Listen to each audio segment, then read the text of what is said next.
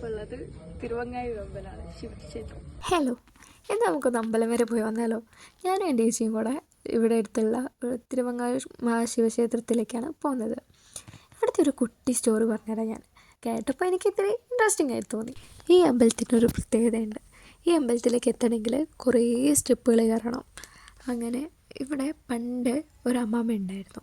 ആ അമ്മാമ്മയാണ് അമ്പലത്തിലേക്ക് വേണ്ടിയിട്ടുള്ള വെള്ളവും കാര്യങ്ങളൊക്കെ മേലേക്ക് എത്തിക്കുന്നത്. ഈ സ്റ്റെപ്പൊക്കെ കയറിയിട്ട് വേണമല്ലോ ഈ അമ്പലത്തിലേക്ക് വെള്ളമൊക്കെ എത്തിക്കാൻ. ഈ അമ്മാമ്മയ്ക്ക് വയ്യ, ദിവസം ഇങ്ങനെ കയറി ഇറങ്ങി കളിക്കണമല്ലോ.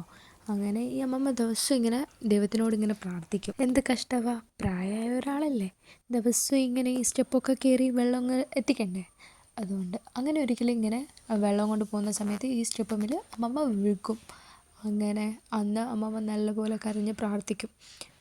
അന്നേരം ഒരാൾ വരും.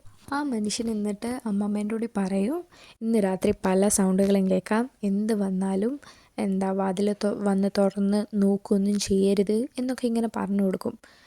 അന്ന് ആ മനുഷ്യൻ പറഞ്ഞ പോലെ അന്ന് രാത്രി ഈ കുറേ സൗണ്ടുകളൊക്കെ കേൾക്കും. അമ്മമ്മ പക്ഷേ നോക്കും, എന്താ സംഭവം എന്ന് നോക്കും. അപ്പം ഭയങ്കര ലൈറ്റായിട്ട് അമ്മമ്മയുടെ കണ്ണിൻ്റെ ഒരു കാഴ്ച നഷ്ടപ്പെടും. പിറ്റേന്ന് രാവിലെ ആകുമ്പോഴത്തേക്ക് അമ്മമ്മ വെള്ളമൊക്കെ എടുക്കാൻ പോകുന്ന സമയത്ത് ചുറ്റിലും പാറകളൊക്കെ പൊട്ടി അതിൻ്റെ ഉള്ളിലൊക്കെ ഇങ്ങനെ വെള്ളം കിടക്കുന്നു. ഇപ്പോഴും നമ്മൾ ഈ അമ്പലത്തിൽ പോയാൽ ഇങ്ങനെ ഓരോ പാറ, ഇപ്പം സമ്മറിൽ പോയാലും പാറേൻ്റെ ഉള്ളിലൊക്കെ ഇങ്ങനെ വെള്ളം ഇങ്ങനെ നിൽക്കുന്നത് നമുക്ക് എപ്പോഴും കാണാം. അപ്പോൾ അതായിരുന്നു ആ അമ്പലത്തിൻ്റെ ഒരു കുട്ടിക്കഥ. അപ്പോൾ ശരി, ബൈ ബൈ.